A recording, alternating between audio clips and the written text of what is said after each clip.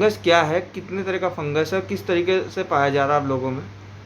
देखिए, कोरोना काल के अंदर जो हम दवाइयाँ इस्तेमाल कर रहे हैं, खासकर जो स्टेरॉइड इस्तेमाल कर रहे हैं वो, और इसके अलावा डायबिटीज़ के मरीज़, और इसके अलावा जो पेशेंट इम्यूनोसप्रेसिव थेरेपी पे हैं, जैसे कि ट्रांसप्लांट पेशेंट हैं या फिर कैंसर कीमोथेरेपी पेशेंट हैं, उनके लिए ये एक फंगस जो है बड़ा मुश्किल पैदा कर रहा है।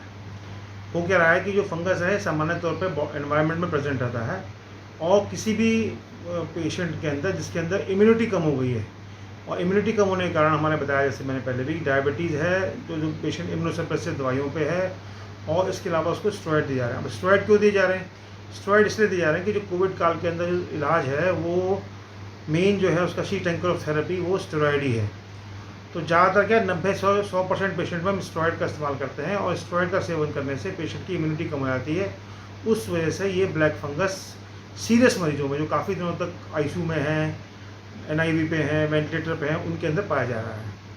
सर, अब तक कितने पेशेंटों में ये पाया गया है और किस तरीके से फैलने की वो है इसकी? देखिए, अब तक हमारे अस्पताल में 3 मरीज़ों का हमने डायग्नोज कर पाए हैं, और एक इसमें ट्रांसप्लांट पेशेंट है, एक डायबिटीज़ का पेशेंट है, और एक सामान्य पेशेंट है।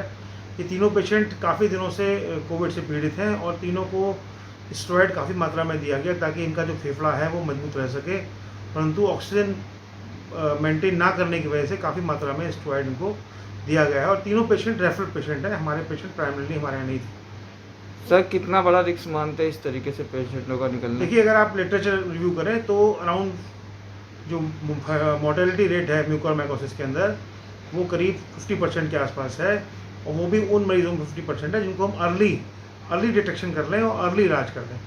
अर्ली डिटेक्शन करने के लिए जो फिजिशियन जो देख रहे हैं उनको बहुत सतर्कता से देखना पड़ेगा कि इनकी जो आँखों में बदलाव आते हैं मरीज़ के पूर्ण शुरू में वो, और नाक में खून आना, आँख का सूजन आना, आँख का घूमना, ये अर्ली फीचर्स हैं म्यूकोरमाइकोसिस के, जो कि आपको डेली बेसिस पे चेक करने पड़ेंगे।